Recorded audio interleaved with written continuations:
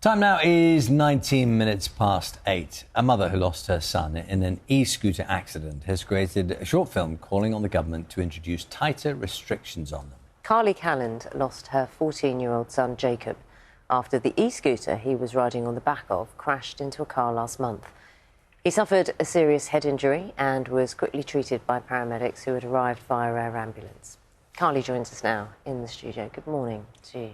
Good morning. And we're also going to talk to Luca Stracker from the charity Break, who joins us from Sheffield. Luca, hello, good morning.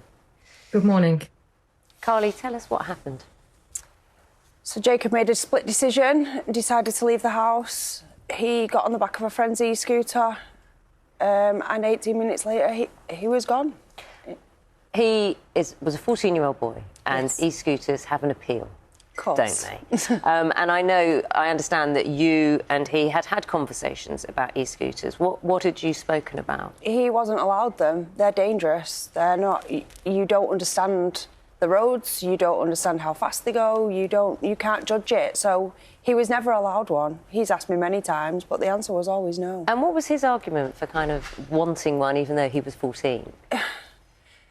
He just wants to be like the rest of the kids. The kids just want to be kids and they want to do what they want to do.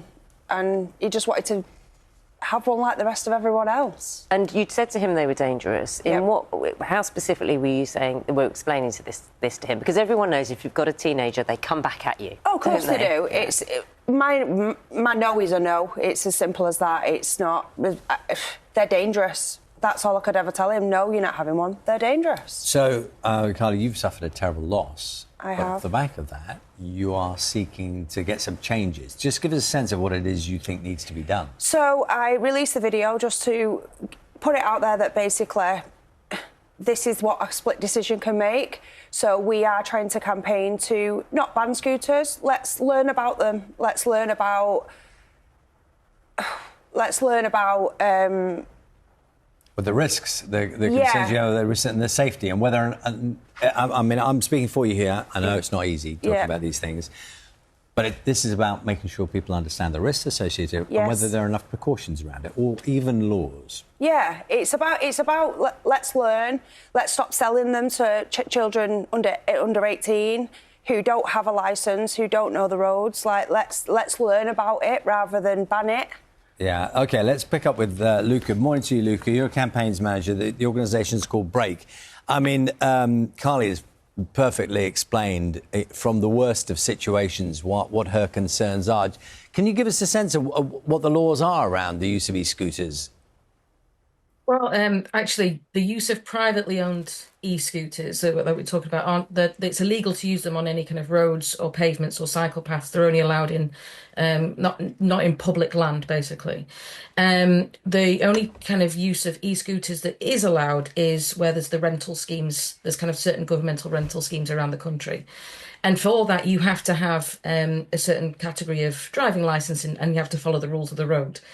But obviously, you know, anybody moving around kind of any urban spaces, we see a lot of e-scooters. We get asked a lot of questions about e-scooters.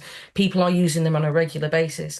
And like Holly said, it's a good way for people to move around. You know, it's good to get people out of the car and using them, but they need to be using them safely and legally. And that's the thing that we want to talk about. Well, I suppose one of the big issues is how you can possibly enforce those situations. You know, you're right. People will have seen lots of people, not just young people, on them, just using them routinely without fear of anyone stopping them, asking questions, telling them breaking the law. How can you enforce it?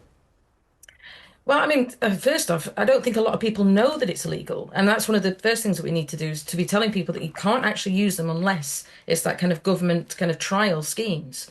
So I think that's first off, we need to be talking about that. We talk about the sales of them as well. You know, that needs to be told at the point of sale, I would imagine. But what we also need to be, people need to be considering how you're using the road, who is around you, how you're using it, because you are very vulnerable when outside of a car, of a van or anything like that. You're quite a vulnerable person moving around. So we need to be making sure that everybody is able to move around safely, because the impact of these crashes, as Carly kind of alluded to, they stay with families and communities for the rest of their lives. We We support over 2,000 families every single year who've been bereaved by road crashes. And, you know, the impact is tremendous, and it's hard to imagine and it's hard to describe. And that's why it's really important we make sure everybody travels around safely.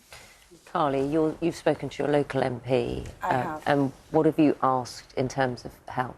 So I've asked them to let's relook at it. Let's try and put e-scooter licence in place. Let's try and make it mandatory that they wear helmets. Let's keep people safe.